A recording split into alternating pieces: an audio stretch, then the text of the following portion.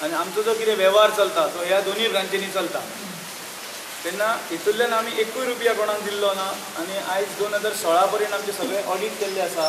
Systematic सगळे हांगासर meeting घेवन सगळें केल्लें वयता, वेवस्थीत सगळ्या महाजनांक सांगलें वयता, मिटींग घेतली वयता आनी त्या मिटींगेन सरयल्या उपरांत सगळ्यो कारवाई केल्यो वयता।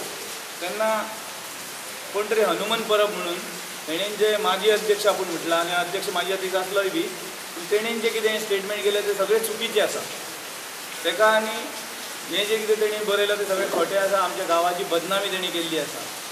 हनुमन परबान ही कंप्लेंट करच्या पयलीं आमची मंथली हांगा मिटींग जाता, परत आमची AGM जाता, जनरल बॉडी जाता, तेन्ना हो प्रश्न तेणी घालपाचो, डायरेक्ट कंप्लेंट करपाची न्ही। हें गैर काम केलां तेणी आमकां पयलीं विचारपाचें हें कशें कितें आहा कितें तें। डायरेक्ट तूं कंप्लेंट फटी परब आनी शिवानंद परब अशें गैरवेव्हार केला अशें दिवं नाका तूं। आमच्या देवस्थानचें अशें नांव बदनाम करूं नाका। आमचें देवस्थान बरें चलता, देवस्थानाक हितून फरकूच ना कितें। ही फक्त तूं देवस्थानाचें नांव बदनाम करपाक केलां हें आनी आमच्या गांवचें नांव।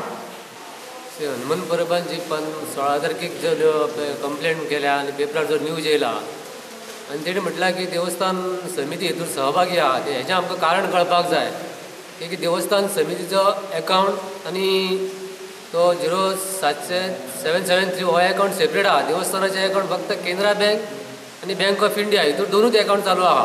ते बी श्री देवालय श्री महादेव देवस्थान आनी हो अकावंट आहा तो सेपरेट आहा।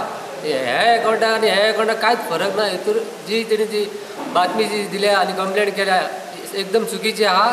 हे आमच्या देवस्थानाचें नांव घाण करपाक तेणी दिलेलें आहा। तेन्ना ह्या हनुमन परबाचेर कोणी विश्वास दवरूंक जायना। हे असले बातम्या आयकून लोकांनी हे आयचे पिसले देवस्थान जागृत देवस्थान आहा। हे लोकांक भायल्या लोकांक आनी गांवच्या लोकांक खबर आहा की देवस्थान हांगा पिसले कशें चलता। आमचे इयरली ऑडिट जाता, बजेट जाता, बाकीचो सगळो फायनान्शियल जितलें कितें आहा तें आमी सगळें आमचे सारकें आहा। तेन्ना हितून कांयच फरक ना की हनुमंतान जी केस फायल केल्या आनी जी नितन समिती भितर सहभागी आहा हेजें आमकां कारण कळपाक जाय।